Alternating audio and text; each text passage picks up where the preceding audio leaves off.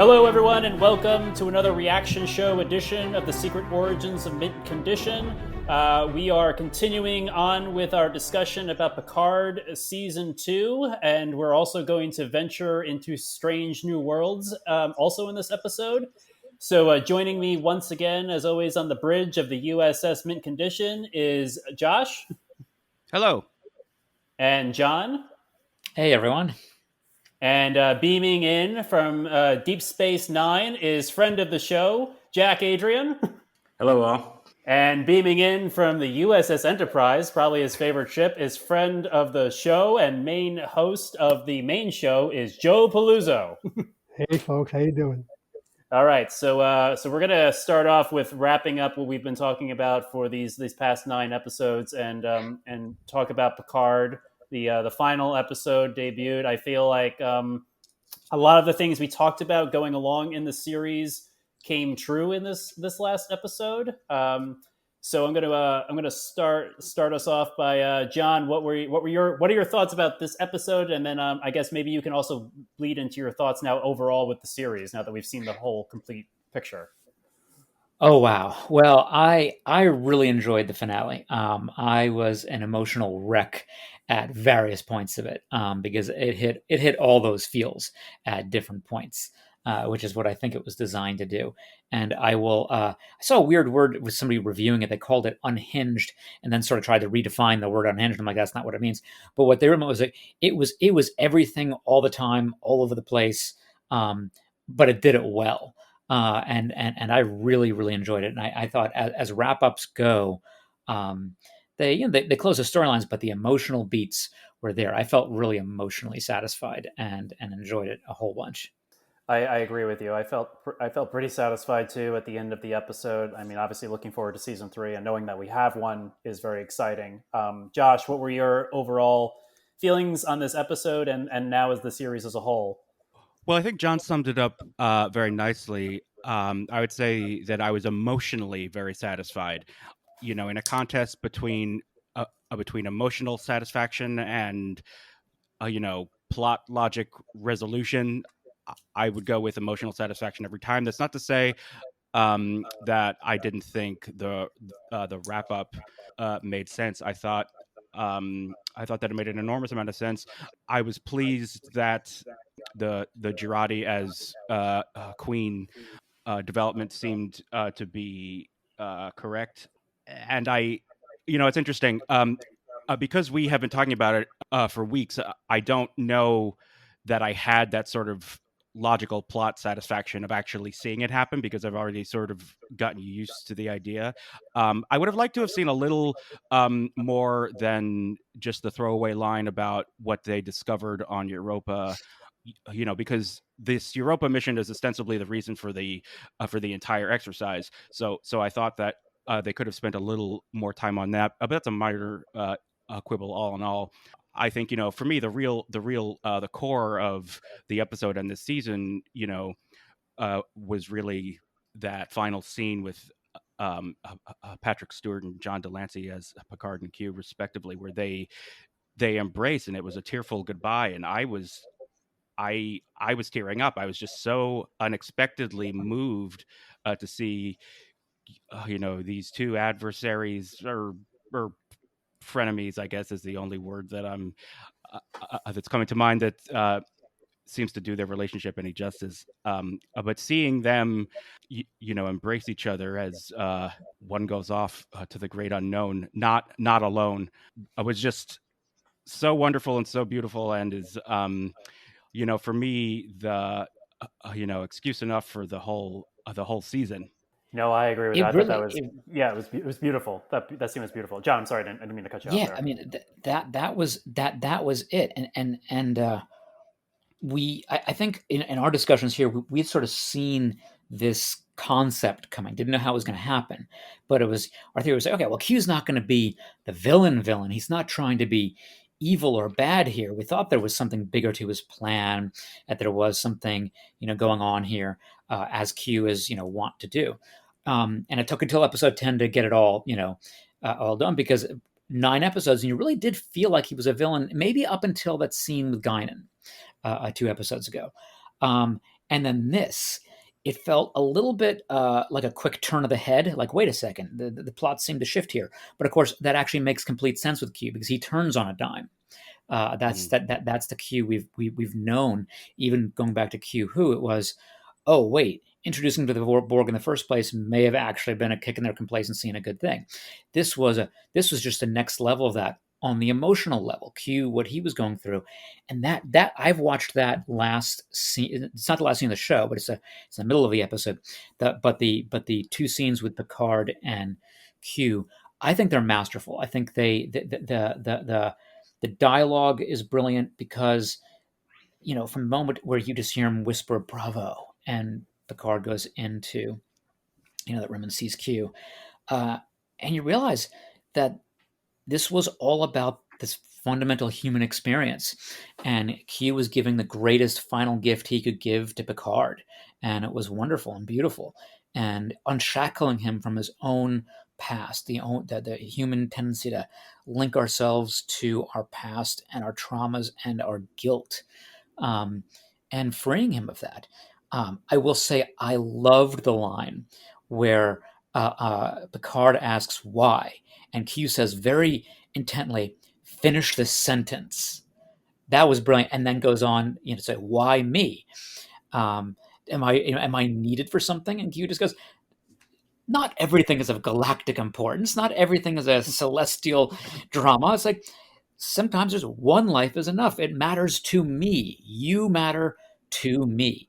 That's where I broke down. That's where I broke it. I was just like, ugh, there we go. And I thought that was, that sort of personal interaction that we've all been waiting for this entire series was that Picard Q thing, and talk about a payoff. No, I agree. I thought that's what we wanted to see the whole season. That's what we were trying to build towards. And it was very touching to see that their relationship sort of wrapped up, as we've pointed out before. And I think Josh, you're the first one to point. Like these two, we met these two at the same time, so it was nice to see the two of them, come together and have like this moment of connection between the two of them after this long journey that we spent with the characters. Jack, you have been listening to our show for the 9 episodes leading up to the finale, and I know you have thoughts. So we've kind of given our feelings on the last episode and the series as a whole. But what's your take on it joining this episode today? Well, thank you, James. Yes, I've been listening religiously every week to the recap shows, and so I think they've been awesome. For our listeners, in the interest of full disclosure, I have not seen season 2. I did watch season 1. It was the fact that if you had Netflix internationally, then you could watch all of the Star Trek shows. They changed that this year, and so I think the last thing I saw was the 3rd season of Discovery, and I saw Picard season 1. But I do listen to the wrap-up shows, the recap shows that you have, and also I do watch the recap shows online, and there's one YouTube channel that actually shows small clips. And so I feel conflicted because I appreciate everything that you and John and Josh have said. From what I've read, from what I've seen, I am struggling to truly find true appreciation for this season. I agree with John. I think it's masterful in the way that they essentially tee up a lot of strong feels and emotional responses. But from my understanding of how the season went, it seems to really try to mesh and force together a lot of different things together in a way that didn't always kind of pan out. And so, in thinking about the show, I sat back and I looked at all of the precursors and the inspirations from other Star Treks that might have kind of played a role. And then additionally, I feel that there were too many themes going. And again, I've never been in a writer's room, and I don't want to be that fan who says, "Oh, this is how I would have written it." But yeah, of course, we're all that fan. Everyone's got their headcanon. But I tried to sit back and kind of, if I were to break it down into its most simplistic components, what were the themes that I have kind of picked up? And so I have this, I find this list of huge common themes. And so the three that I kind of focus on are desire to escape, effects from the past, and self awareness. And the thing that I found and what I've seen is self awareness, I think, applies to all of the characters. I think it was not equally as distributed amongst the rest of the cast as it could have been, and that makes perfect sense. And the show is eponymously named Star Trek Picard, so you focus on Picard. But I think then what you have is you have this great new cast of characters that you introduced in season one, and then essentially they don't seem to have a lot to do in season two, and so I feel that probably kind of made it somewhat disjointed. I'd love to hear what Josh and John and James, what you guys think, based on what I've said.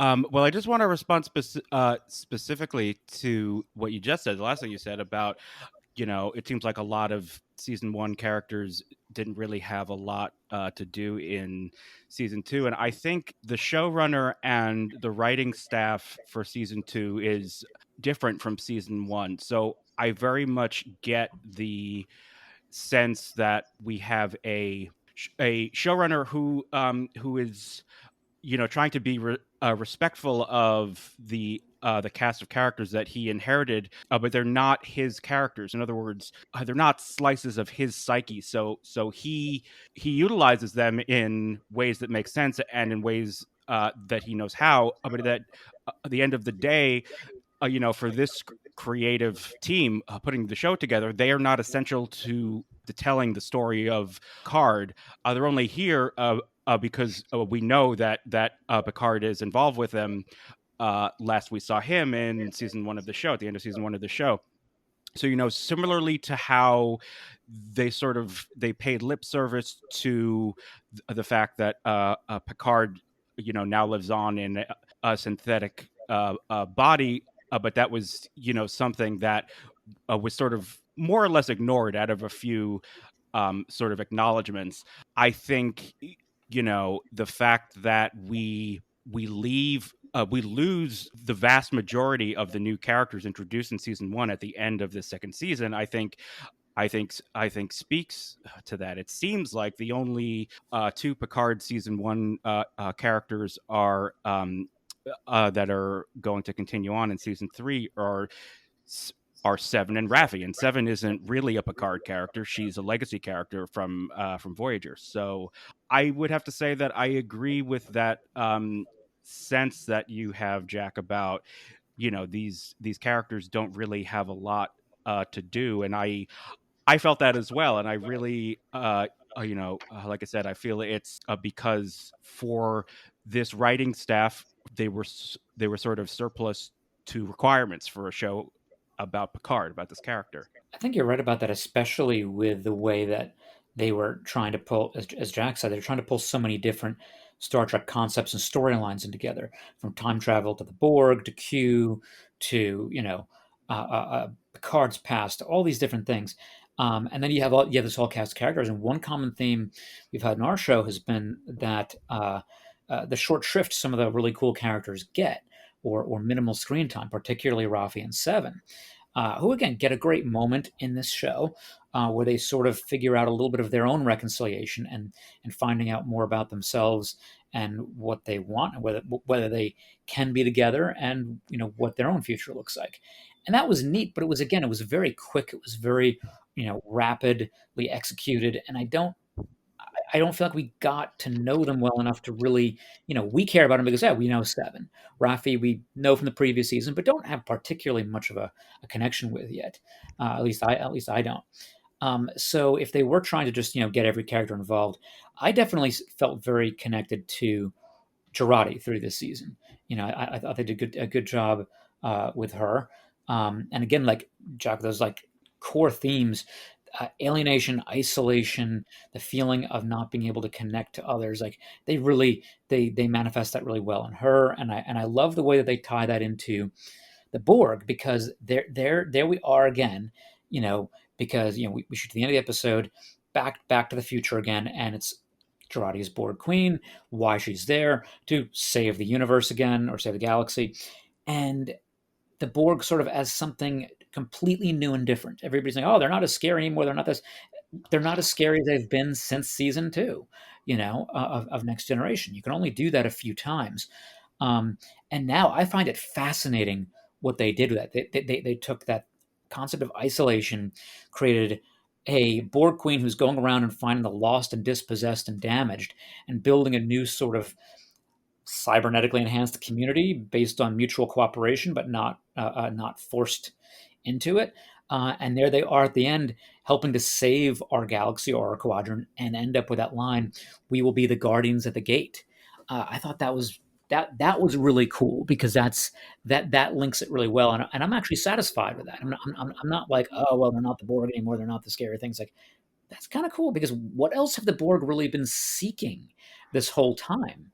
uh, uh, you know, and with that resolution, it's sort of like, part of them got it. Now I don't know about the rest of the Borg, but it made sense from a storyline component. But Jack, you're totally right. The amount of stuff they crammed in, the way the writers did, this whole season would have been much better either as a series of movies, or if it had just dropped in one bingeable set, because it really didn't feel satisfying episodically. We were very much waiting on our seat. It had weird cuts, weird endings, and breaks. Whereas it's sort of like, okay, well, wait, what more?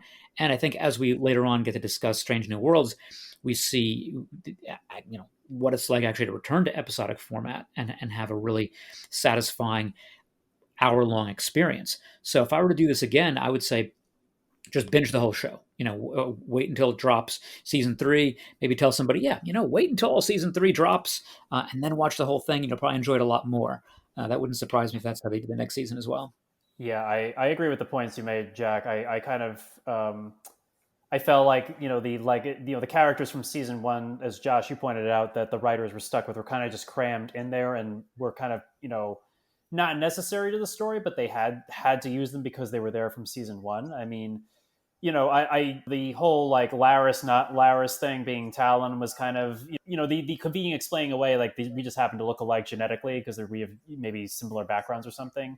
I mean, I felt the same way about Soji's character, but we got a really nice payoff for Soji's character, which I don't know if that justifies having this character around just to get that payoff, but it was nice to see. John, and John, this is tribute to you. Another thing that you picked up on ahead of time was what happened with Soji and the Travelers, which I thought was a excellent payoff. I'm, at least for closing that story and linking us back to the, Next Generation crew and all our time we spent with them. And I will also say that John, you just were saying like how, the Raffi and Seven story we've been talking about the whole time, we didn't get as much attention as we would want. But I would have liked to see more with them, and hopefully that's the spinoff series they're working on is with Raffi and Seven. But I was happy that she got at least the field promotion of Captain, especially since she's a character, like she's a legacy character from Voyager. We got the snippet that Janeway tried to get her into Starfleet and she was rejected and she had to go her own way. And now Picard makes her a captain of the Stargazer, one of the top ships. I thought was a nice payoff. When she sat down in that captain's chair. Yes, it was. That was very cool. Was the captain. That was awesome. Cool. Which I hope they keep that up either in the next season of Picard, or like I said, I hope that's the spinoff show they're working on, is with Seven in command of the Stargazer. Jack. Yeah, James. No, I agree with everything that you guys have said. Again, to echo your sentiments, everything that I've seen and everything that I know gave me the feels. I think for me as a fan, and I think this ties into our previous discussion of what is Star Wars, is I felt that this season of Picard, and I don't know, it almost seemed an overcorrection from season 1, where this season just felt to be a lot of fan service, and it seemed to lean heavily on nostalgia, and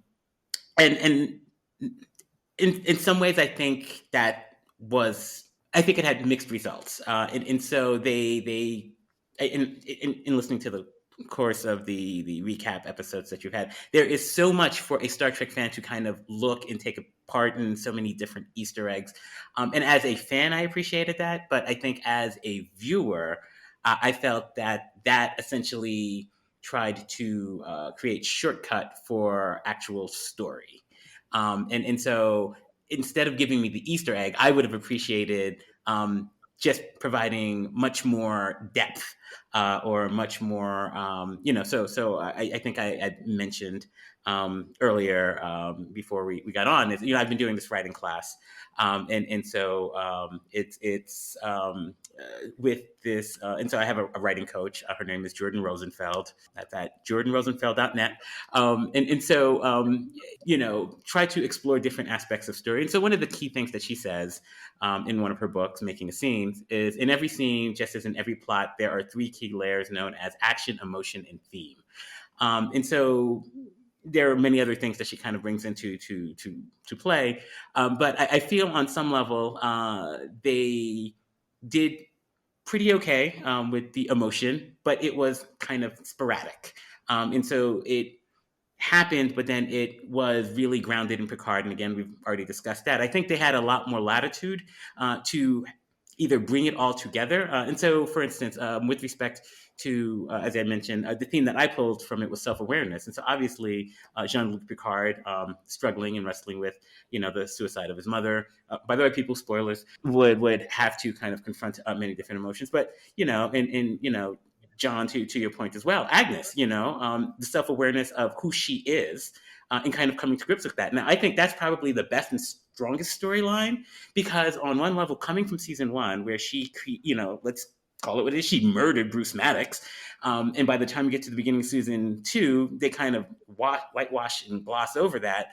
But essentially, her story arc is still her wrestling with her lack of place and her lack of truly belonging.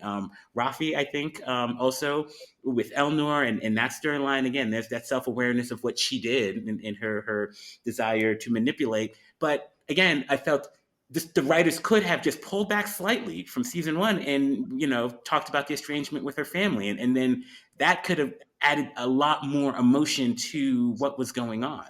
And then, Rios, again, I think his self-awareness was amazing. It comes at the last, episodes, like, I don't truly belong. And that is so true. I mean, and that's something that they pulled in from season one, but it's almost kind of like, if you hadn't seen season one, you just see him as captain of the Stargazer, and then he says it at the end. And so there are these opportunities, conversations, dialogues that could have allowed for that to really get expanded on. And obviously, and I think, John, to your point as well, 7 of 9, they handled that really well. Again, she's a legacy character from Voyager. And so there's two levels of self-awareness there. There is the first aspect, insofar as she got to live as just a regular human, and experience that, something she hasn't done since she was a child. And so you were able to see this is what she could have been. But then also the self-awareness on the other side is the acceptance of, all right, well, it seems like I'm meant to be a Borg, and that's okay, because it doesn't define who I am. I've been able to see who I am as a human, and the fact that I am Borg does not define me in the way that I thought it had. So again, I just felt that there were so many rich veins of story that were overlooked.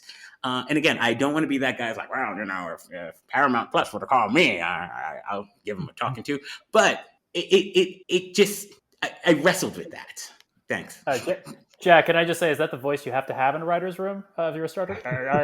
So I've listened to Michael Schur do interviews, and whenever he talks about the writer's room, I think he automatically defaults to what's your ideas? I don't know, a rubber chicken. So that's not me. That's Michael Schur. I don't disagree with some of the stuff, with a lot of the stuff you're saying there, Jack. We've said, I think, throughout these 9 episodes leading up to this episode, that that there was a lot of things they could have mined story-wise that they wish they had. The Rios thing. I mean, they planted the seeds, but I mean, all the characters, and we've already kind of discussed this, like nobody got as much time on the screen as Picard got, and the choices they decided to make with the other characters kind of made some of the resolutions in this last episode, in episode 9, seem, I guess, sort of sudden or non-existent. I mean, Josh, I don't know. What do you think about that? Well, yeah, it's a tricky thing when you have such a large ensemble that's not that's in a serialized series. On Next Gen from season 3 on, every character would have their own episode, or rather, every episode would have one of the other principal characters as a focus. And when you are telling really what is one story over a season or 10 hours of television, you sort of have to, you can't service, how many main characters are there? Six, maybe seven. You can't give each one of them the same equal size of role in the story. I mean, obviously, each of the characters have their journeys, and they take the spotlight at different moments throughout. But at the end of the day, I think this was a show about Picard, and then right below Picard, I would say, probably Girardi had the most development. Then after that is Seven, and Adam Sung and Corey really had a lot of development, which is interesting because Corey's character, I very much get the sense that similar with Lara / Talon, that they were just trying to find ways to utilize these actors from season one. Adam Sung gets a lot of development and screen time because he's a villain, and they have to give him proper motivation to justify his function in the plot. But ultimately, the Corey storyline doesn't really go anywhere. Obviously, it was very lovely to see Will Wheaton return as Wesley Crusher, and he's still a traveler, and they have, I think, connected the mythology of the travelers and the Gary Seven people. Their name, what did they call them in the episode? They're supervisors. That really kind of felt like a little bit of an appendage. There's just sort of hanging, extra appendage. It didn't necessarily need to be here. Obviously, I think, if we're going to see Wesley, I think Picard was the show to see him in. But that said, the reason is because I want to see a scene between Wesley and Picard. I think Picard, I was going to say this last week when we were talking about how, it seems like the second season finale of this show was the perfect place to see Wesley as a traveler, and turns out we were correct. But the reason that I was hoping for that is because Picard is really the closest thing Wesley has to a father after his real father, Jack Crusher. And if you watch the episode of TNG where Wesley leaves the series, I believe it was called Final Mission or something from season 3 of season 5. Someone correct me. I think it's season 5 of Next Generation, or when he leaves to go off to Starfleet Academy. That is a father-son relationship, and so while it was lovely to see him as a little cameo and confirms what we were all kind of theorizing about, I really would have wanted to see Wesley see Picard again, see his father again. And I also really feel like there was an opportunity, given we don't know the true extent of the capabilities of the travelers or what it really means to be one. They introduced, or not introduced, but they highlighted in a really strong way this season the relationship between what I will call the echelons of the omnipotent, the relationship between the Q continuum and the Elorians, the Watchers, and the listeners. And we have the supervisors in the person of Talon, and we have the travelers. I would have loved to have some acknowledgement, or some if you're going to be pulling on all of these dangling threads of these omnipotent characters whom we've met throughout all of the various iterations of Star Trek. It just seems like if you're telling a story about Q and you're going to be bringing the travelers in the form of Wesley, they should have some sort of acknowledgement. Again, to echo what Jack was saying, Paramount Plus called me up.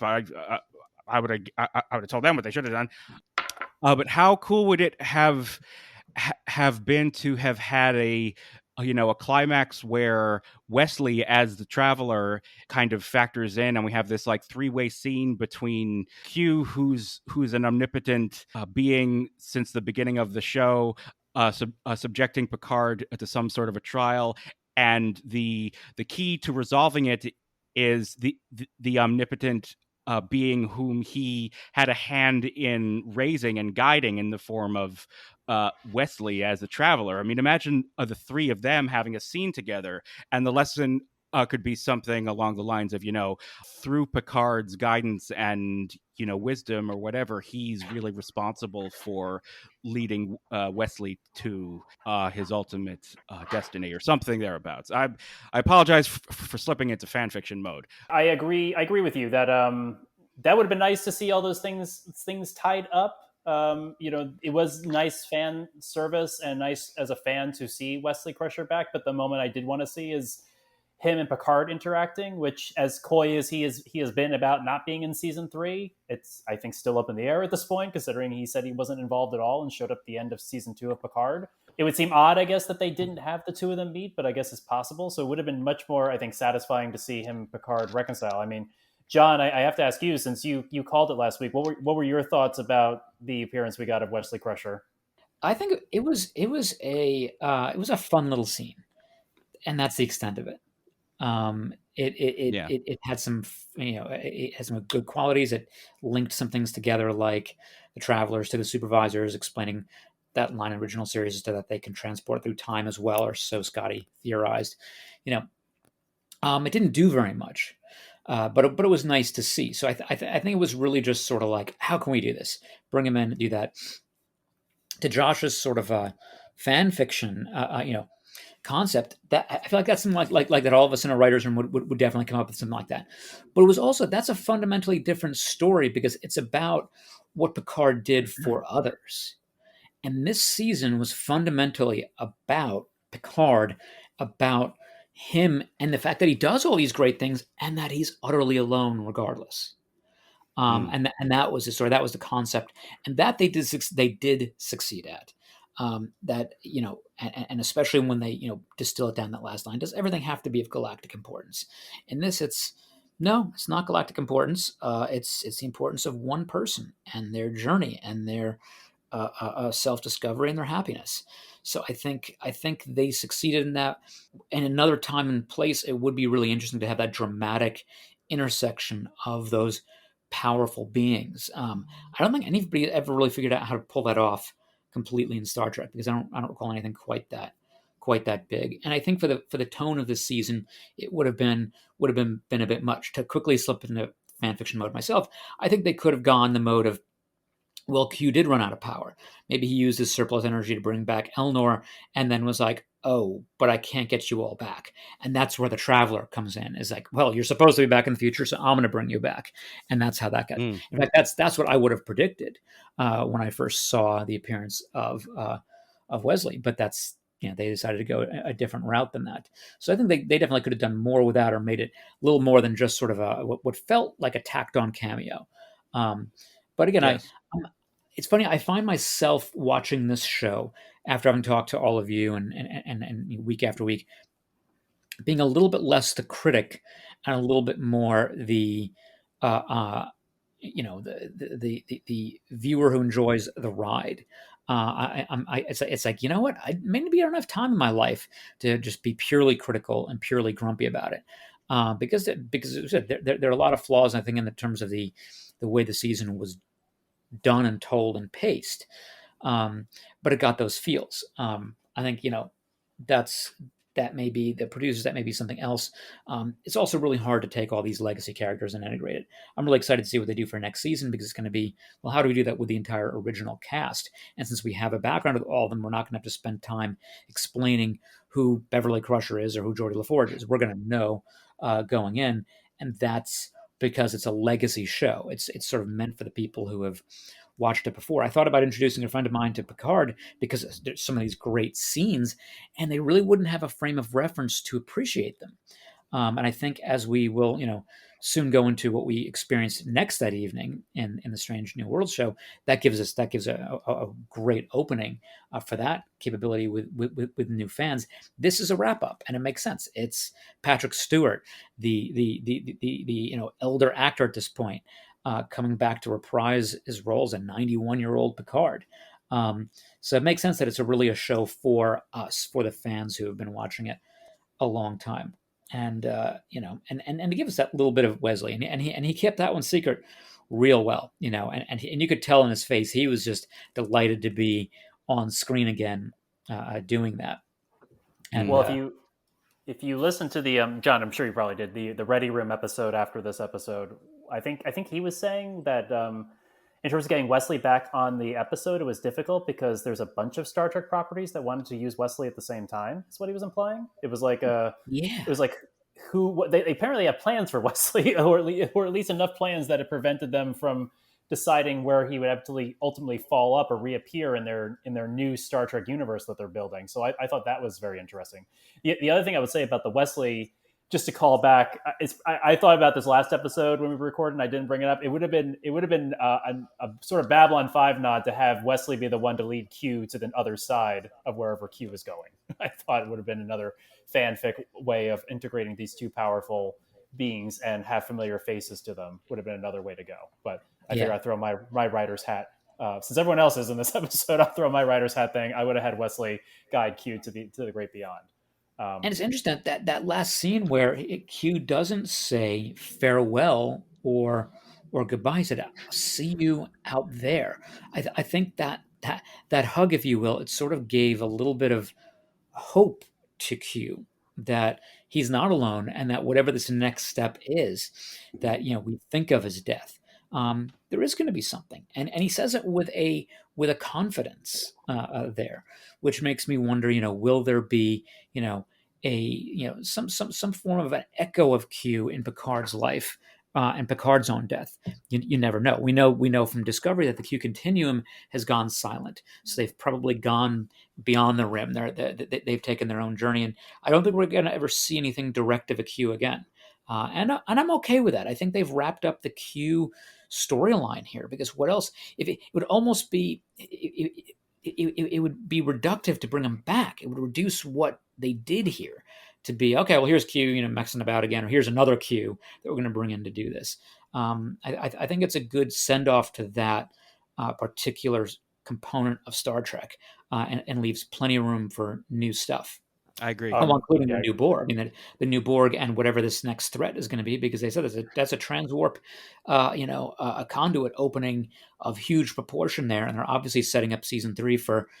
Okay, that was a bit of a surprise at the ending. This is why the Borg Queen is here, is to save us all, and get the fleet together to stop this massive energy ripple from occurring. And again, the science thing, like I can sort of buy into why they they get it right at the start. They'll stop it from exponentially growing and wiping out part of the quadrant. And that's always something we sort of concede in Star Trek. And I'm sure a lot of people were looking at, why are they seeing it on all these different planets? Well, it was a quantum wave thingy that 7 of 9 says, and we're like, okay, so I guess that means it's like beyond time and space, and they're seeing it on all the planets. So there we go. I just sort of got to hand wave that away. Let's hope that all of these like cosmic weather events that threaten to wipe out the galaxy are more fictional and less frequent than they're portrayed, because until we have a Starfleet that can mitigate the effects, like I feel like we're really in a lot of danger. Well, maybe we have a Q looking over us right now to help us until we get to that level. That would be the he can snap his fingers and change the gravitational constant of the universe so that the asteroid that's on a collision course with us misses. And did anyone else get the vibe of Q as Doctor, like Doctor Who? The way he was sort of referring to things and talking about time, and it felt almost like he was either a burgeoning Time Lord, or was like, that's how all this works. But there were just some lines where I was like, yeah, I could see the Doctor saying that. I also kind of got Time Lord vibes from Wesley as well. Yes. Oh yeah. I mean, in a different way. Yeah. differently. Yeah, Yeah, absolutely. and the line about the tapestry of the universe, how it's perfect, but always one thread away from completely being torn apart in disaster. I thought that was sort of a neat way of describing, existence, and Yeah. knowing when to interfere. On you have the birth of a star and the end of a civilization. When do you interfere? Because that's the eternal question that you'd even ask Q. Like, why didn't you save us all? Why didn't you save an entire planet? Why did you let this catastrophe happen? Well, it's because it's above our pay grade. It's beyond our understanding. And no TV show, no writer, no author is going to have an answer that's adequate to that. So they create a character who can sort of say, yeah, it's there. I can't quite explain it to you. And you know what? We're doing our best. And ultimately, maybe even when the catastrophes happen, when the bad things happen, there's still hope because even Q is going to go on to something different and more, or so now we're led to believe. Yeah, no, I like that. He didn't. He has the possibility of still being around in some form, which I liked. It wasn't like a definitive end, which left it open, but it was definitely like he definitely was talking more like Q at the end of this episode, and he was and sort of beyond Q and a more mature Q. He had matured in the time of which we first met him in episode 1, or really episode 2, when we got the full extent of where the Q continuum was at. So I was very happy with that sort of send off for the character as a whole. So Q went through his own journey, if you saw that, from angry in the beginning, not accepting it, all kinds of things. So there was a parallel to Picard in that regards too, and I think that was intentional. Absolutely. Yeah, well, I would agree, absolutely. So yeah, I mean, no. So to touch on John's point, no, as I was considering the show, it very much seemed to follow loosely, but to Kubler Ross, notion of kind of like the stages of grief that one goes through, and so I think on one level you could almost plot it along the arc of the series and actually see Q going through all of those in a way that was, I think, consistent with the character this season. well, that's a great observation, Jack. I hadn't thought about it that way, but that's No, a and great not only that, I think that's the only way to read or explain a lot of Q's behavior in a way that makes sense. Like the we all commented on the slap. When Q slapped Picard, which was very out of character and very, sort of shocking. And we all assumed that what we would discover later would shed some light on why he was behaving that way. I think the only way to read that in retrospect, since it's not dealt with, explicitly in dialogue at any point, and goes without comment or explanation. The only way to read it in a way that makes sense is as the anger stage of grief, certainly, and that's an excellent observation, Jack. That as soon as you said that, the the disparate scenes of Q sprinkled throughout the season, he did sort of feel like a bit of a different character, or at least a character in a different state of mind each time we saw him. I think, as you suggest, that's the exact way to read the character when he appears throughout the season. I think that all makes it click into place, at least for me. No, definitely for me too. Each scene was like a stage of the process of grief. Yeah. When he meets with Adam Soon, that's bargaining. When he meets with Guinan in the jail cell, he's depressed. And then when we finally we get him in the last scene, that's the acceptance. So acceptance. Very nice, very nicely done. Well, do we have any other thoughts about Picard, the wrap up and everything before we move on to our next thing in this episode? Very much looking forward to season 3. I agree. So we will hopefully get more. I think Girardi will probably be in season 3 too. So I think some of the characters, obviously, we have all the entire Next Gen crew, but I think we will see Raffi and Seven and everyone else when we go into season 3. But I'm very much looking forward to season 3 as well. So our other item here is to talk about Strange New Worlds, episode 1. Unless I'm wrong, I mean, we've all talked and messaged offline. There's nobody in this room didn't like the first episode. Is that correct? I'm assuming That's that. correct. Okay. If anyone is, like, we would love to talk about it, but I think talking to all of you individually and some of you as a group in text, we all agreed we like this launch of this new series. So, Joe, since you've been with us through the whole Picard thing, I'm going to have you kick us off. What were your thoughts and feelings on Strange New Worlds Episode 1? You really want me to kick it off? Okay, sit down, guys. If you're not seasoned already. Some observations. I want to start with some observations first. The opening not only pays homage to the original TOS with Pike's voiceover, but if you really watch it closely, as the Enterprise moves through space in that opening, there's a little homage to Next Gen, Voyager, and DS9, the way the ship is moving through space, passing certain things, certain planets. So I kind of like that. I thought Una's first contact ship being named the USS Archer was cool, obviously. Transporter sound effect evokes the sound in the original pilot, the cage. Then they combined the transporter tech with replicator tech for away missions to native cultures. No more ship stores, right? Still using communicators and somewhat updated tricorders. Mr. Kiley finally getting something to do in an episode besides begging Mirror Universe Spock not to employ his agonizer. Leon has an acerbic tongue, reminiscent of Dr. McCoy. Cadet Hall on Starship rotation, kind of like med school. I would have liked to have seen Pike's shuttlecraft dock with the Enterprise and then requesting permission to come aboard, but that's, nitpicky. Samuel Kirk, member of the crew at the end. I didn't see that coming. That is so friggin' cool.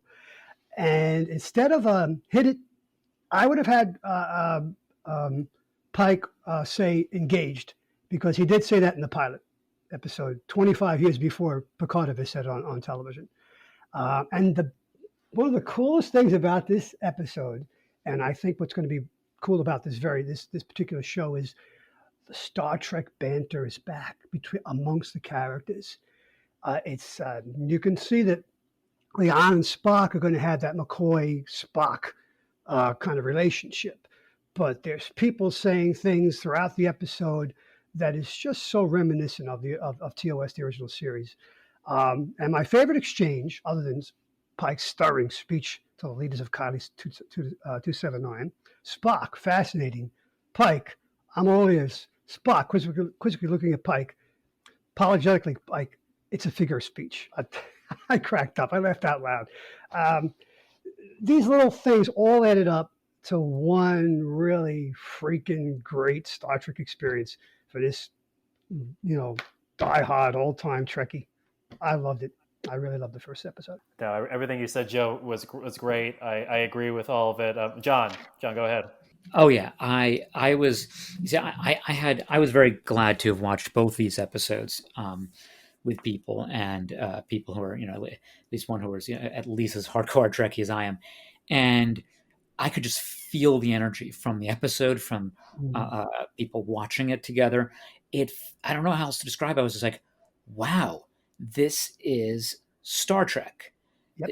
It's Star Trek, the original series in its most modern form ever. Next Generation is its own Star Trek. This harkens back, but while creating something new on its own too. And I don't know how they did it. I really don't know how they did it, because from the very beginning, I felt just a sense of excitement. It was satisfying on almost every level, and they went, they gave screen time to. They didn't try to introduce every character in episode 1. They did a few. They did it well. We got to know this version of Spock, and okay, I want to know who his personal trainer is first of all. Because I was not aware that Vulcans had pecs like that. And there was, Pike, sort of the reluctant captain because of his own talk about being trapped in the past. He's trapped in his potential future of that. And coming back to the Enterprise, it really was this, but there was once they all got together, there was this sense of, adventure and joy and excitement. The style was amazing. Again, taking what the late 60s visual, mid-century modern sort of style, and bringing that into a modern era with a little bit of J.J. Abrams, lens flare-esque, but not too much, thankfully. And it just worked. I felt like I was on the Enterprise again. And I haven't felt like I've been on the original Enterprise since Star Trek 6. So it's been 21 years since I felt like I was on the bridge of the original Enterprise. John, I'm sorry. That's 31 years. 31 years. Oh my Yeah, God. that's right. Yeah, that's right. I know. Oh, shit. How did that happen? And the only reason why I had that on the tip of my tongue is because I feel every year. What should I say? Wow. Yeah, I know. Wait till you get to where Joe and I are. That's all I'm going to say. That's all I'm going to say. Dude, thank you, Jack. Jack, I will never forget this. This is In Fitting with Mint Condition. One of the first times I met you, Jack, was in Mint Condition. You walked in, and I think you had recently turned 30, and you were telling all us youngins in our early 20s and late teens, "Oh, you have no idea what happens to your body," and you go on and on about it. I will always remember that, and I kept that in mind when I turned 30. I was like, "What's going to happen? What's really going to go on?" It wasn't that bad, but always But again, it's so much worse. Exactly. And Jack, you're still on brand, telling us what happens as it goes along. So I appreciate. Yeah, exactly. Hey, I'm consistent. You're consistent. It's the Northern Star. Josh, what were your thoughts and feelings on this episode? No, I mean, I loved it. I agree with everything John and Joe have said so far. I think, really a lot of the feel that we're talking about, I think there are a few things that contribute to it being so successful and feeling so right and so Star Trek-y.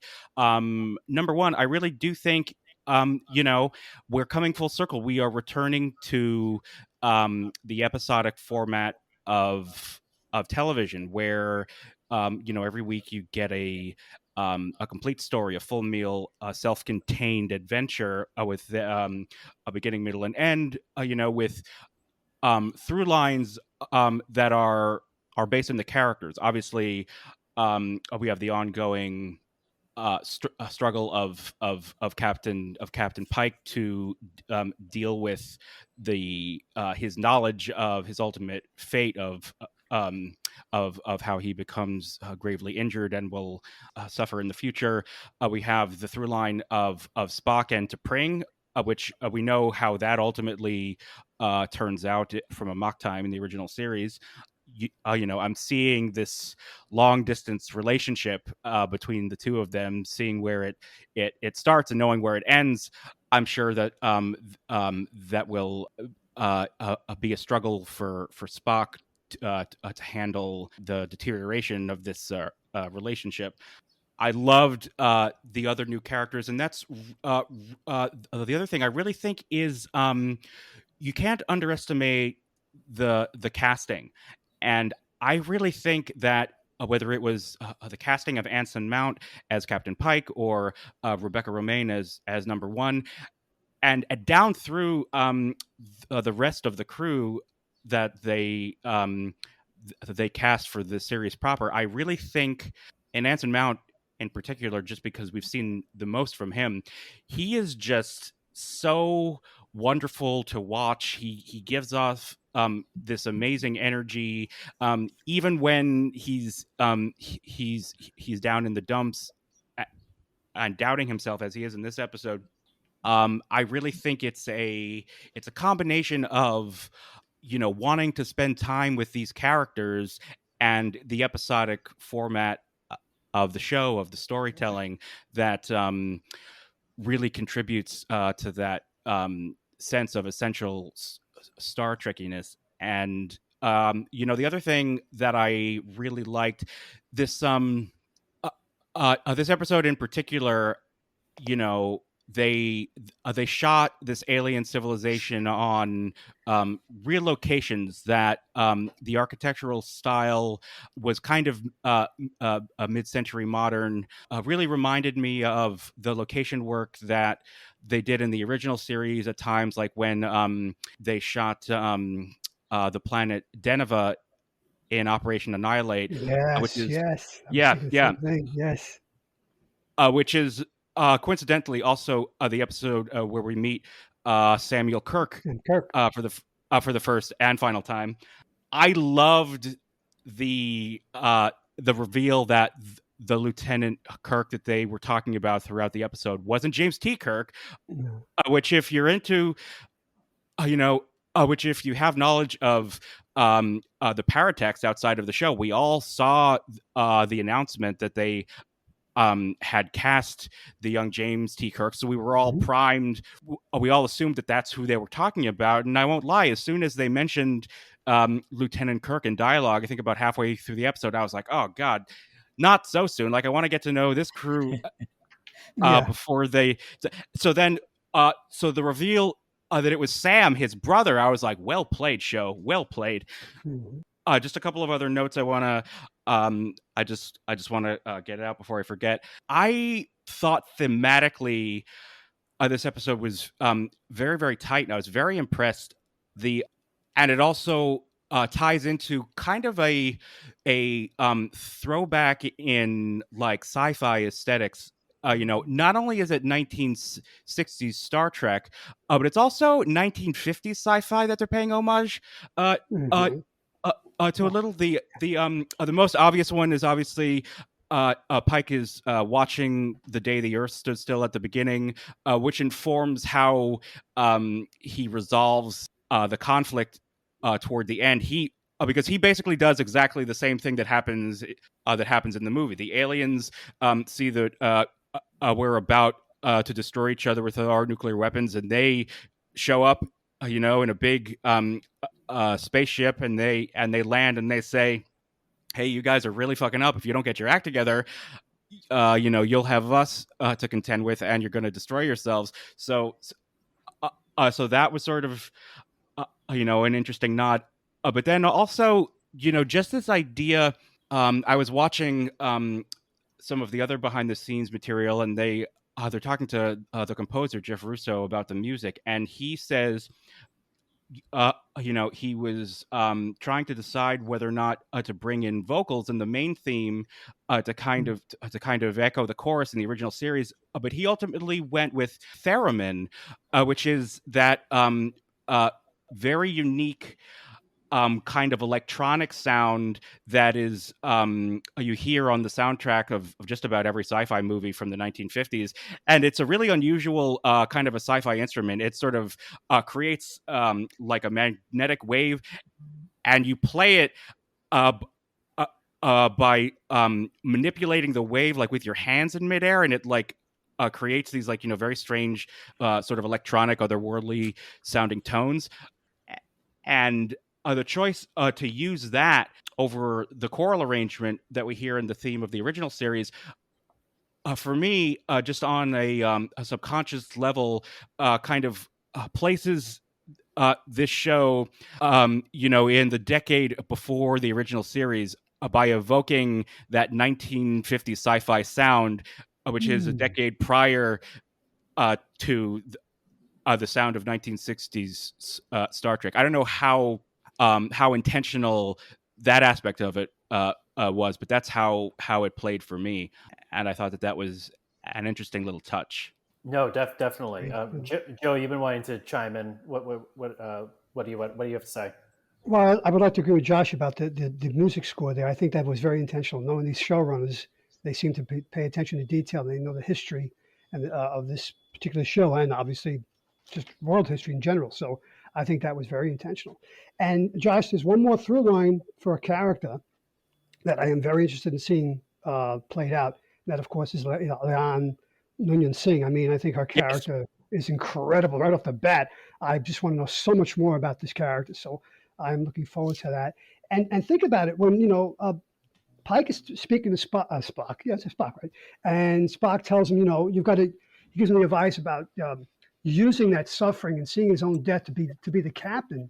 That's obviously a call ahead to Pike's warning to the inhabitants of Kylie 279 on the destructive path. But also Leon's story about her survival from the encounter with the Gorn also informs Pike and pushes him in the direction to where he goes at the end of the show when he decides, I'm going to show them show them what happened on Earth in the 21st century. So um, I think she's going to be a very pivotal character in this series, and I just can't wait to see her story unfold.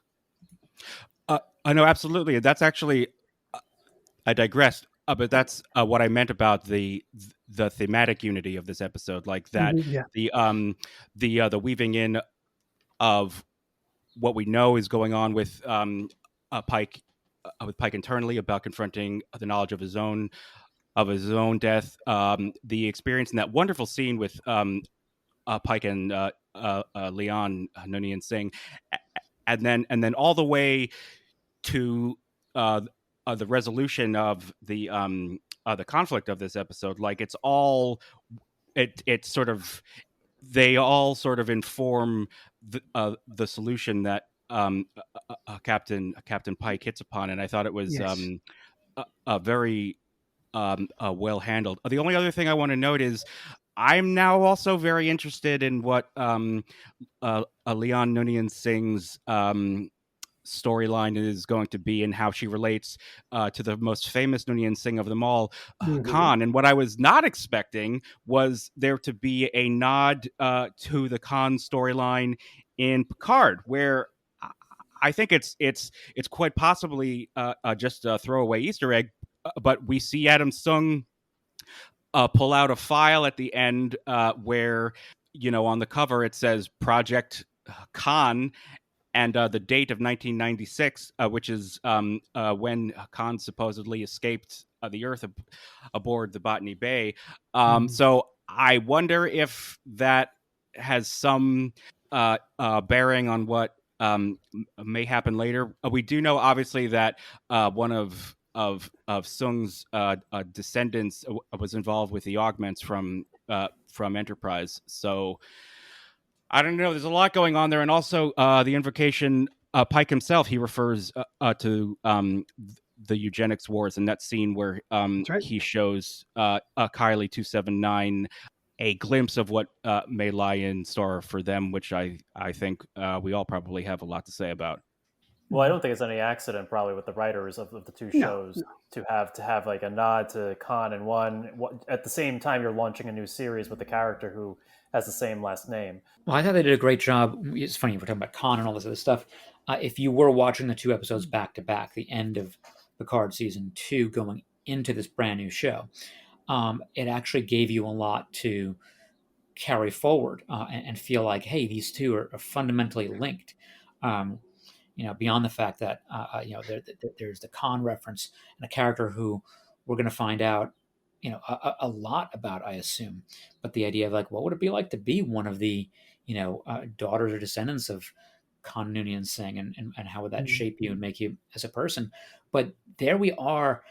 This episode, for me, the theme that came across in that one was the unexpected, out of normal protocol idea of encountering a society with warp technology. And yes, they sort of write it in that they sort of blame themselves because that was the thing they used in Discovery to save the universe, blah, blah, blah. But it's like, it's not really their fault, but they'd never encountered a society before where they had gotten to warp technology and it wasn't being used for transport.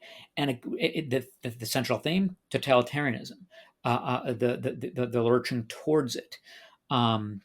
And so here we encounter a society that is, about as advanced as late 20th century, early 21st century Earth. And it was terrifying because it's completely recognizable. And it's, oops, they got warp technology a little bit sooner than we expected them to, and they're using it in a different way than we expected them to. What do we do now? And I love the debate about the Prime Directive on that one, because how does the Prime Directive? It's not for travel, but they do have warp technology.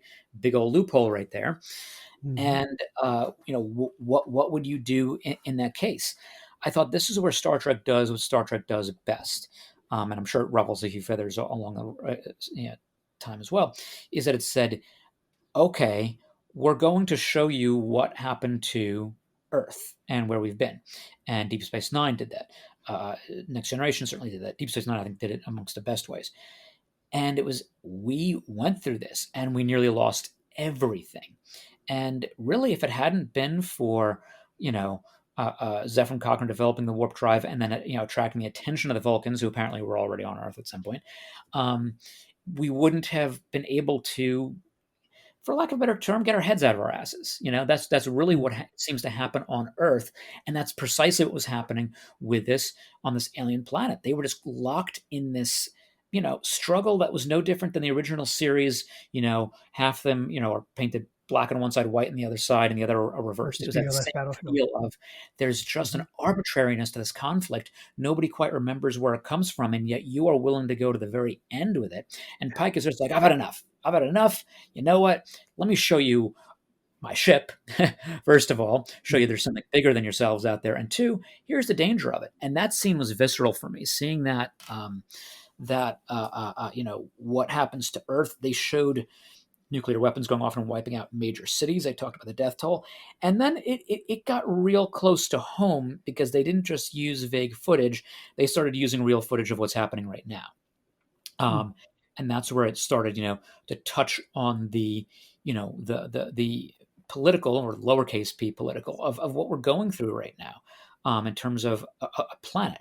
This isn't about any one specific issue, but it's a planet that we're facing issues of totalitarianism on the rise on our planet, the same way that Star Trek was seeing the rise of the Soviet Union, the rise of a very powerful authoritarian superpower that was poised to dominate the planet.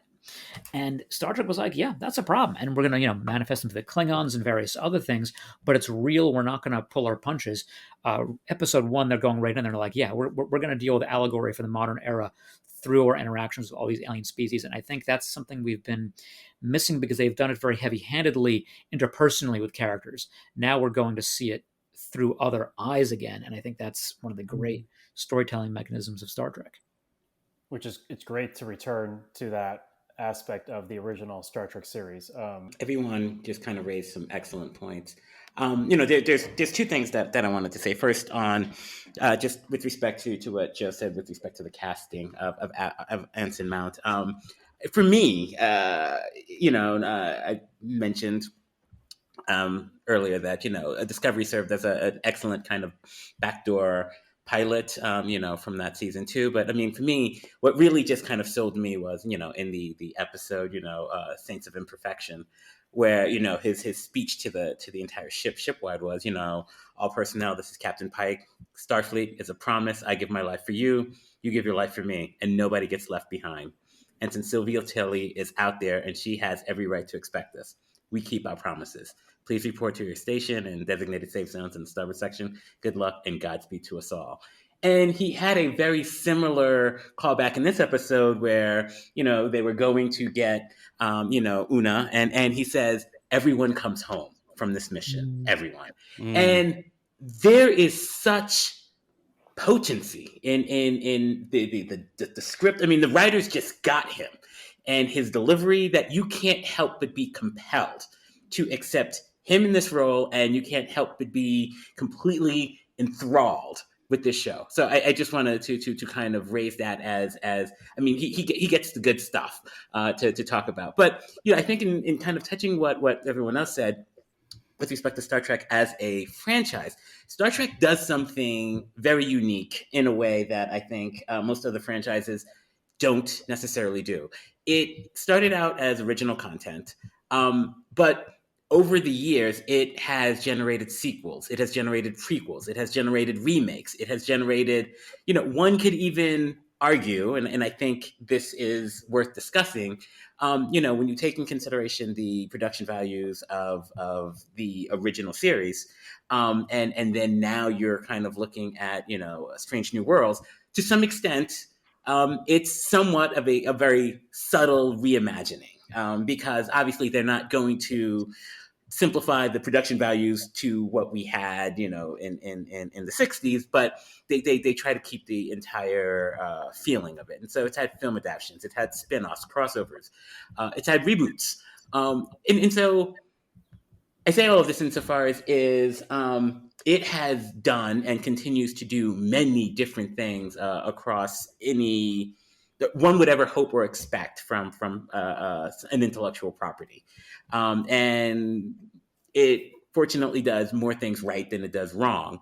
However, my feeling on Strange New Worlds is it is perhaps the perfect encapsulation. After one episode, I don't know, it can go somewhere else from here. I doubt it will, but it has actually defined the perfect encapsulation of everything that the original represented in a way that I think is compelling to our day and age. It's completely relatable. It's everything we thought and hoped, the future could or should be, in a way that it helps us do, from our discussion about what is science fiction. It uses these narratives that forces us to look at ourselves. And I think that is perfectly encapsulated by this first episode. Yeah, I agree, Jack. Two things I want to mention. I'll say the less controversial one first. Jack, you made the comment that they really nailed the characterization of Pike in this episode, and the writing in a way that was evocative of that speech that he gave on Discovery. I think this is Akiva Goldman's voice, the writer and director of this episode, and also the creative figure who was responsible for the return of Captain Pike into Discovery, because when they brought him on, as he said in a bunch of the behind the scenes material on Paramount Plus, he thought that Discovery was going to be a show about Captain Pike aboard the Enterprise, and that's what he wanted to see. So this is sort of his kind of hobby horse. I mean, this is his wheelhouse. So it makes sense how the characterization is consistent. And the other thing I also think is coming from the mind of Akiva Goldsman is his fascination with Third World War in Star Trek's future history. I believe he wrote the episode very early on in Discovery Season 2 where touches upon World War III and deals with the civilization that was rescued by the Red Angel or whatever it was. And then in this episode, which even out did that, the most explicit, head-on kind of explanation and acknowledgement of World War III / the eugenics wars, which is which according to Star Trek is supposed to happen in our very near future. And they allude to it in the original series in Space Seed. They allude to the post-atomic horror in the very beginning of The Next Generation. But I don't think we've ever had the show in any of its iterations just really come out and say no. In the next decades, we are going to have a full-scale nuclear war, which as of this recording has some very frightening resonances with what's happening between Russia and Ukraine. And the other thing that really kind of stopped me in my tracks was the invocation of a second civil war in the United States. I thought it was a very ballsy, for lack of a better term, a bold statement to make that I think ties into something I do take some issue with in this episode. And again, I want to reiterate, I love this episode. I thought it was fantastic. I even loved that it went where it went, but one place where I think it falls a little short, and I'm not faulting the episode for this because I don't know how else it could have really handled it. But I thought there was something a little facile in the way that it handled the conflict that was happening on this planet. And John, I think you said something along the lines of when Pike shows up, he sees these two warring factions that have forgotten the reasons why they're fighting in the first place, and he's just sick of it. I kind of take issue with the idea that this outsider shows up and just assumes that each side has bears the same amount of culpability for this conflict, and that you guys either have to figure this out.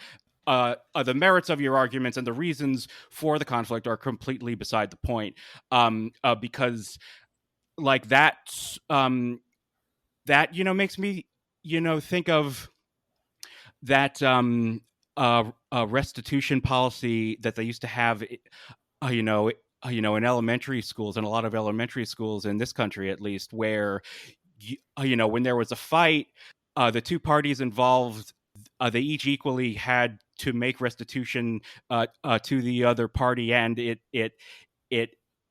didn't matter who started it. So in other words, if somebody picks on you and you fight back, you will be treated to be equally as guilty and at fault as the instigator, and you will have to make it up to the person who hit you. Again, I don't know how the show could have dealt with that. I think broadly speaking, the what the episode is saying is that we have to look upward. We have to start thinking about the future of our civilization, and what is possible, and we have to look at these problems and figure out how we can solve them together. My only thing is, and I believe they had the president of this planet say something to the effect of, but what happens when not everyone is willing to have that conversation? How do you negotiate with someone who's not willing to negotiate? No, that's a great point, Josh, to respond. Yeah, a few things.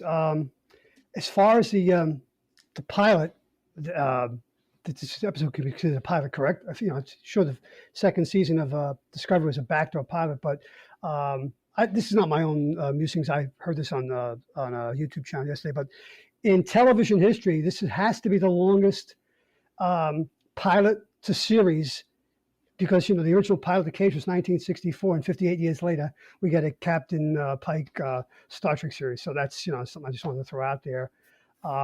Josh, the Eugenics War was in canon, according to Memory Alpha, 1992 to 1996. I think they mentioned that in the late 1990s in one episode of the original series.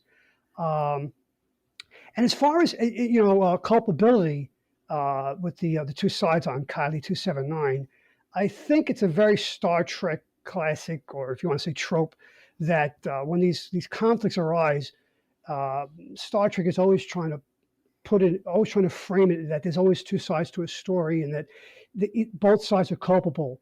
And the only way you're going to have a peace, a lasting peace, is if you both, put your swords down and come to the table and speak. So I didn't have a problem with that. And I think possibly if the show had not been in its format as it is now, episodic, but it had been serialized like the other Star Trek episodes, new Star Trek shows, we might have seen that the conflict on Kylie 279 play out, and we might have seen more of a background of that conflict, and one side might have been more in the wrong than the other. But I think it works for this particular episode.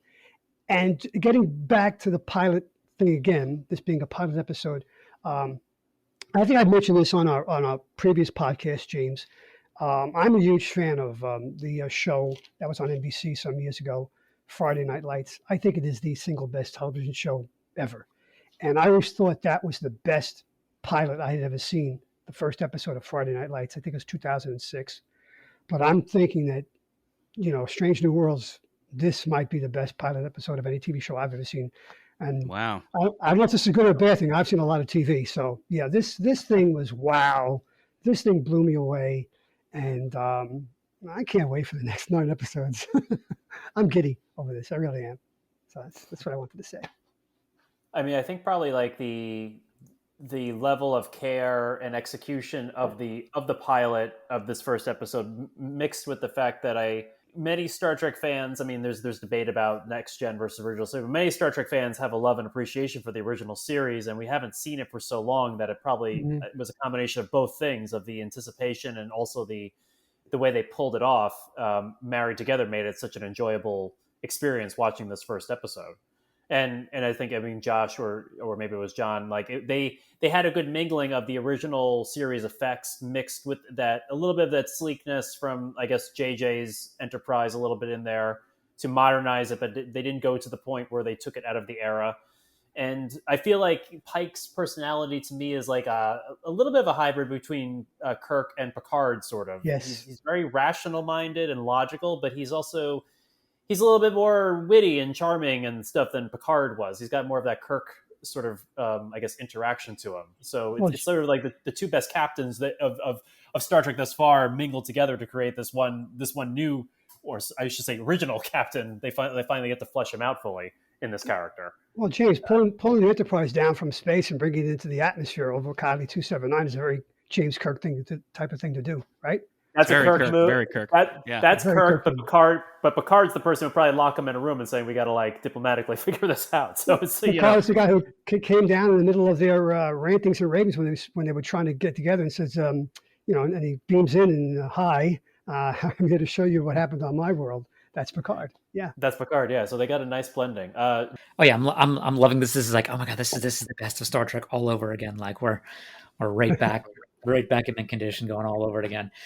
I mean, ever since Pike appeared in Discovery, I've been saying that is somehow he does seem to distill a lot of the best aspects of Star Trek captains, and it's just also so compelling. Josh heard about that speech he gave. Just everything worked. Something that stood out to me when Josh, you said about like they didn't remember the conflicts or the arrogant. There is sort of an arrogance there. There has to be an arrogance almost to be a captain of a ship, because they talk about how it is sort of lonely in that position. And there was, I'm trying to remember the scene when, and Spock says to him, because you are the captain. It's almost like this mythical position, but that's what it is. At least as far as Star Trek is concerned, and they're taking sort of the Navy, the Navy fleet idea with that, but it rests on him. And he is this sort of figure, and it would make sense that there would be an arrogance there, but he's had to learn how to temper it. And I think what we get to see is Captain Pike is much further along that journey than Captain Kirk is. At the beginning of his career and at the beginning of original series. So we're getting a little bit more of a mature captain who's also seen his own fate. So that's why I think this is going to be a unique journey compared to original series. And then we're going to see the even younger, brasher Captain Kirk. So I can't wait to see that clash, because I imagine it's going to be interesting to see how that all plays out, to say the least. But all that said, the fact that they were willing to, dive in deep on the issues of the Prime Directive, the importance of, why they have it in the first place, but how it's sort of malfunctioning policy-wise on them with this, just shows that they're going to be doing interesting stuff, I think, for the entirety of the show. I think there'll be some lighter episodes, some heavier episodes. This was a little bit heavier, but still very accessible. And now you mentioned it, seeing the Enterprise in orbit, I always said, the Enterprise can't go into orbit. But it did in the original series a few times in Earth orbit, didn't it? Yes, it did. Mm-hmm. Yes, it did. So there we go. Yeah, it was just, I'm so pleased with the creation of Captain Pike as we have him now from Discovery. I think that's what redeemed Discovery as a show. And that's no disservice to what was his name, Eric Isaacs as Captain Lorca. It's just that was literally meant to be a villainous character, so it didn't quite land very well. And that show also was a mess because it had 3 different production teams in the first season. This is a show, it knows what it is, and you can tell that from this first episode. It's confident in what it is, and it's gonna do it. So I mean, I have to. Joe, I see your hands up about something. I just wanted to say, Captain Pike. Screw General Order 1. Years later, Captain Kirk, what Prime Directive? Yeah. So, right? And of course, did everyone see there was Admiral Robert April, Yes, That's Admiral right. Robert Yeah, that's April. right. Yes. Yeah. Bob right Fancy Admiral, right? April. It's That's like, correct. whoa, the original. They Something didn't, that always did they reference him being captain of the Enterprise, or did they? I didn't catch it. I don't do know not if they think. did it. No. Yeah, I don't think they did in this particular episode, though. But it does seem like they are setting up. They're setting up Admiral April to kind of be like the voice of the top Starfleet brass, like sort of the interface between between Starfleet Command and Captain Pike and the Enterprise. So hopefully we will be seeing more of him. And I really liked, not even in like a fan servicey sort of a way, I really liked the inclusion of Robert April because, presuming they do stick with his backstory as the captain of the Enterprise on the Enterprise's first 5-year mission. Something that always irked me in Star Trek 3 was they got the math wrong when they're talking about retiring the Enterprise, and they're like, Yeah. um, It's only and 20 they years say, old. yeah, and they say it's only 20 years old. And I'm like, no, man, it's over 40 years old. It's got to be exactly. Yeah. And, one of the things that I love about the Enterprise that obviously Gene Roddenberry had in mind when he was creating the ship for the show to be a literal vehicle for the show is he wanted to create a ship with some history. So by the time we're aboard her in the original series, she's already had multiple captains beforehand on multiple 5-year missions of exploration, and this idea that she's a very illustrious traveled ship beyond beyond even what we know. And I'm glad that there was a bit of a nod to the Enterprise's status as a very illustrious vessel with a history. Yeah, no, Without doubt. I love that. I mean, and the callback to having Captain April there as Admiral April was a great nod to the overall history of the ship and the show. I have to ask as we wrap this up, and I did at the end of the first episode of Picard, but I figured it's bring it back now. What do we hope to see going forward from this show? Any thoughts about ideas we're going to see in this season, or things we would just like to see as a fan, and as we go forward into this first season? I don't really know, and I'm glad as long as it's more of this level of quality and thoughtfulness. I think I'm just in for the ride. I'm really, as Joe said, and as I think everyone else feels as well, I am really, really excited for the next 9 weeks.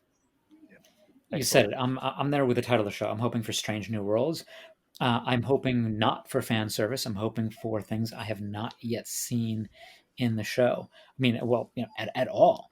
And I think that's what we're going to be getting from this, which is why it's so exciting. Is it's going to be some real new chapters. Because a lot of past Trek have been, have still been sort of constrained by a lot of the storytelling mechanisms. And okay, we got to have this group.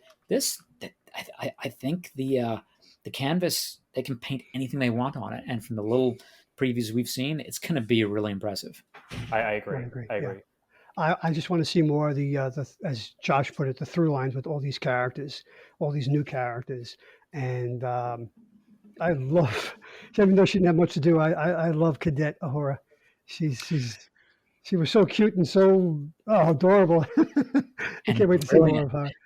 And handling that scene, flawless. Yeah, no, absolutely. And actually, I was about to say, the one thing that I actually do really hope is that we get to learn a little more about Uhura, whose character, as wonderful as she was in TOS in the movies, I always thought I deserved a little more than what we got. Mm-hmm. Mm-hmm. Yeah, I'm glad she was the character they chose to add on from the original series that we get to explore in this first season. Jack, what are your thoughts for this next 9 weeks of storytelling? Yeah, I mean, so for me, I think it's been said, but I truly hope the writers don't fall into the trap of fan service and nostalgia to try to keep the fans happy and satisfied. I mean, looking back on the first season of Next Generation, they did The Naked Time, which was basically just an updated version of The Naked Now. And, and I know the show kind of encountered some problems with some writer strikes and various other kinds of challenges. But we have an opportunity here to kind of go in a bold new direction. I'm not excited about the fact that, they're even planning to bring James Kirk to the show. I honestly feel, from my perspective, let's keep those two universes separate, and just allow this crew and this show to breathe. Without having to be weighed down by, the anticipation and just the legacy that character brings. So, I'm along for the ride. I'm all in. But I would just tell me whole new stories. You can tie it in. I'd love to see, some first contact with some, like if they did a first contact with, the Bajorans or the Cardassians. That would be something I would think that would be fascinating. But again, let's not make it so much where you like this, right? So we're going to give you some of that, I agree with you, Jack. I've come to a point when consuming pop culture and all it's movies or comic books or books or whatever I'm reading or viewing. Show me something I didn't know I wanted to see until you showed it to me or wrote it on a page for me. So I don't know what's coming in the season, but I want to be surprised and I want to be like, wow, I can't believe I never thought I wanted to see it until you wrote this part and showed me this on screen. That would make me very happy for the rest of this season going forward. Thank you to the listening audience for listening to us wrap up one Star Trek series and start the next one. We will be continuing in some form, probably not every week like we've been doing, but in some form we will continue exploring now Strange New Worlds with you each through the episodes. But I want to thank everybody who was here today. Jack, thank you for beaming in. My pleasure. Thank you, everyone. Joe, thank you. And I think you're going to be joining us on this journey through Strange New Worlds as an ongoing crew member. Yes, I will. All I have to say right now is engage. Engage. And of course, the original crew. Thank you, John, for being here. My pleasure. And Josh, thank you for being here as well. Always a pleasure.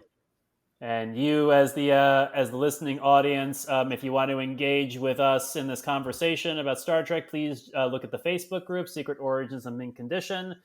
You can post comments and leave your thoughts there when I make the posting for these episodes, and you can always go back to them and add to your comments. If you happen to be watching us on YouTube, please like, share, and subscribe to the channel. We definitely appreciate it. And if you have any additional thoughts about what we've been talking about or things you'd like us to talk about in the future, maybe you can reach us at secretoriginsmc@gmail.com. We thank you for listening, and in the words of Christopher Pike, hit it.